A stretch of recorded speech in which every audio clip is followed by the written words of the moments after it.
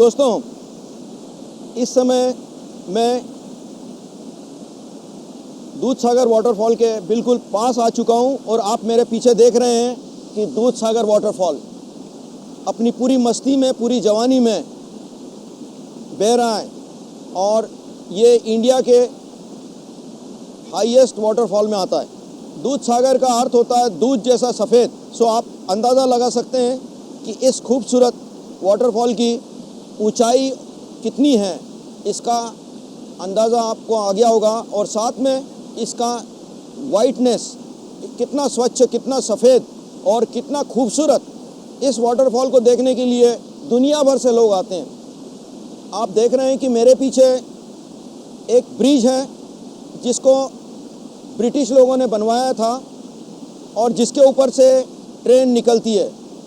साथ में आप देख रहे हैं कि दूधसागर वाटरफॉल मेरे पीछे है और आप देख रहे हैं कि ये वाटरफॉल अपनी पूरी मस्ती में, पूरी जवानी में हज़ारों साल से बह रहा है। और इस खूबसूरत वाटरफॉल को देखने के लिए दुनिया भर से सैलानी आते हैं। सो ड्रीम कम्स ट्रू। हम आपको हिंदुस्तान के 10 खूबसूरत वाटरफॉल्स दिखा रहे हैं। सो दोस्तों, हम आपको दूधसागर वाटरफॉल्स की ऊंचाई दिखा रहे हैं। ये इतना खूबसूरत है कि और इतना सफ़ेद है कि इसके लिए इस वाटरफॉल का नाम दूधसागर वाटरफॉल रखा गया, जो हज़ारों साल से अपनी इसी जवानी के साथ, इसी खूबसूरती के साथ बह रहा है। दुनिया भर से लाखों टूरिस्ट लोगों को ये वाटरफॉल आकर्षित करता है। तो चलिए और भी आगे निकलते हुए इस वाटरफॉल की सैर करें।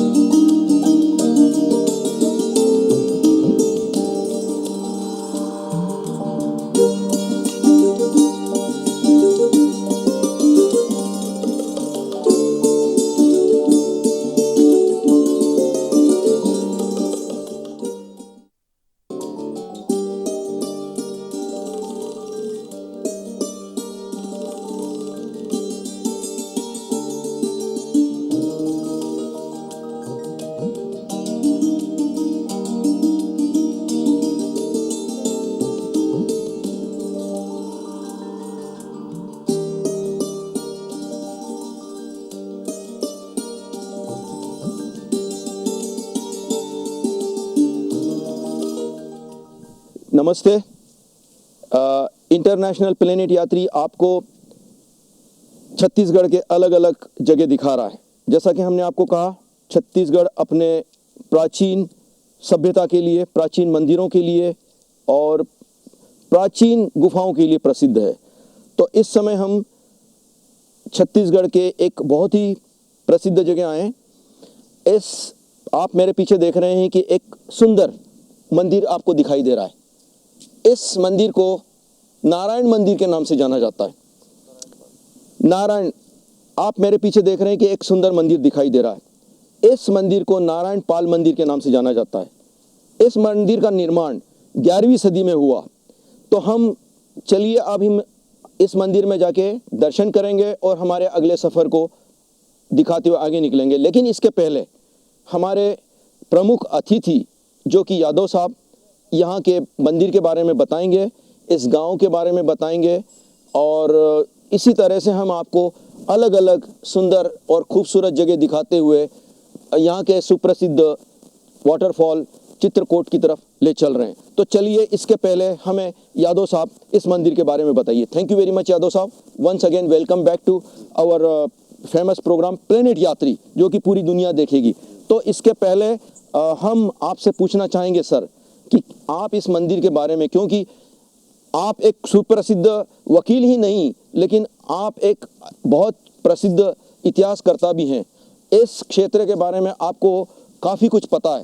तो हमारे लिए ये एक बहुत सहयोग का और आनंद का दिन है कि आप इस मंदिर को हमें दिखा रहे हैं और आगे काफ़ी चीज़। लेकिन कृपया इस जगह के बारे में, इस मंदिर के बारे में, यहाँ का इतिहास के बारे में हमें ज़रूर बताइए। Thank you. Just a minute में अब आप ये जो मंदिर आप देख रहे हैं इसे नारायण पाल के मंदिर के नाम से जाना जाता है। ये 11वीं शताब्दी में जो है इसका निर्माण किया गया था। बस्तर में काफ़ी पहले से राजवंशी परंपरा रही है। तत्कालीन बस्तर के नागवंशी राजाओं के द्वारा इसका निर्माण कराया गया था। मंदिर है आज काफ़ी खराब स्थिति में है, इसलिए इसको भारतीय पुरातत्व विभाग के द्वारा इसका पुनरुद्धार कराने का कार्य भी जोर शोर से जारी है।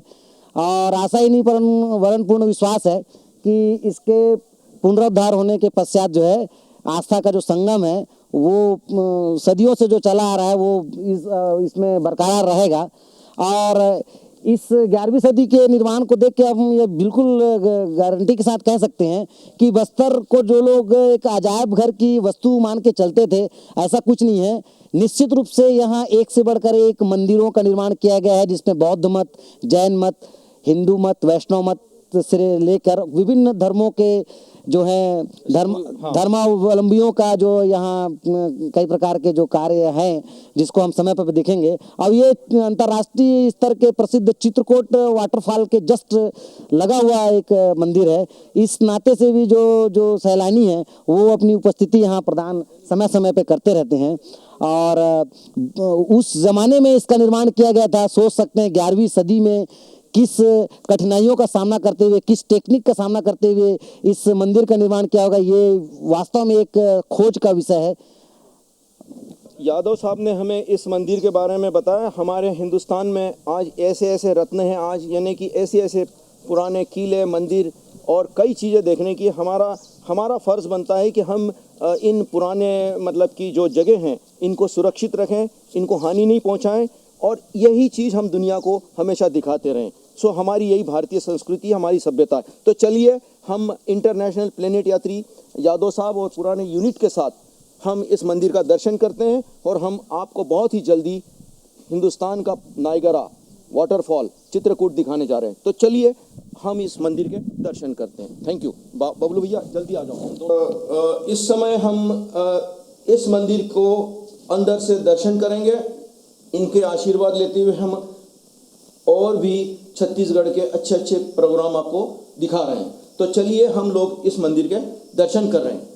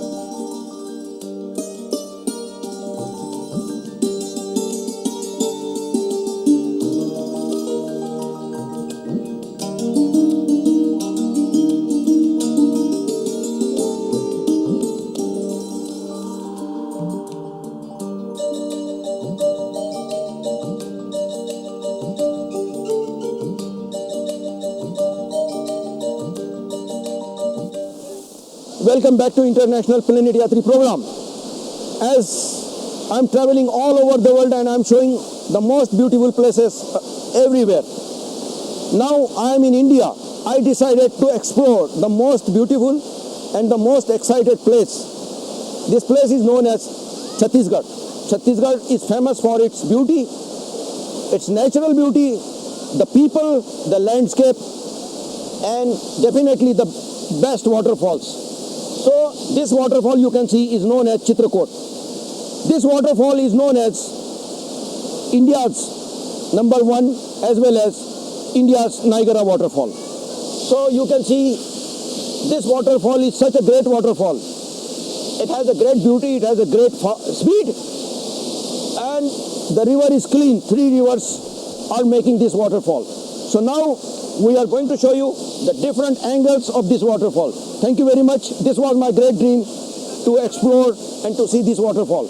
We are going to show you the most top 10 waterfalls in India. So let's explore Chitrakoot waterfall and its surrounding eco. Thank you very much. और लेकिन एक बात ज़रूर है कि यहाँ पे टूरिस्ट लोग जो आए हैं वो अपनी सावधानी रखें, शराब नहीं पिएं, गंदगी नहीं करें और यहाँ पे स्वच्छता रखें. आप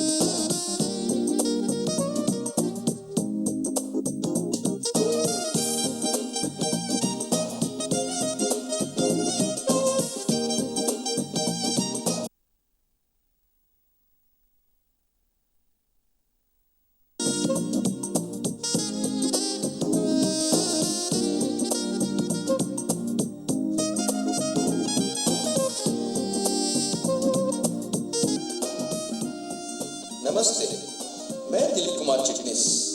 मैं नॉर्वे से भारत के सुंदर वाटरफॉल्स शूट करने आया हूँ। मैं इस समय महाराष्ट्र के वाटरफॉल्स शूट करने के लिए डिस्ट्रिक्ट रायगढ़ में हूँ। डिस्ट्रिक्ट रायगढ़ महाराष्ट्र के एक सुंदर जगहों में आता है। महाराष्ट्र हिंदुस्तान के एक बहुत ही सुंदर राज्यों में आता है। बचपन से मेरा और प्रकृति का एक बहुत ही पास का संबंध रहा है, यानी मैं निसर्ग से बहुत ही प्यार करता था। मैं उसमें ज़्यादातर अपना टाइम वाटरफॉल्स देखने के लिए बिताता था। बचपन से मेरा और वाटरफॉल्स का भी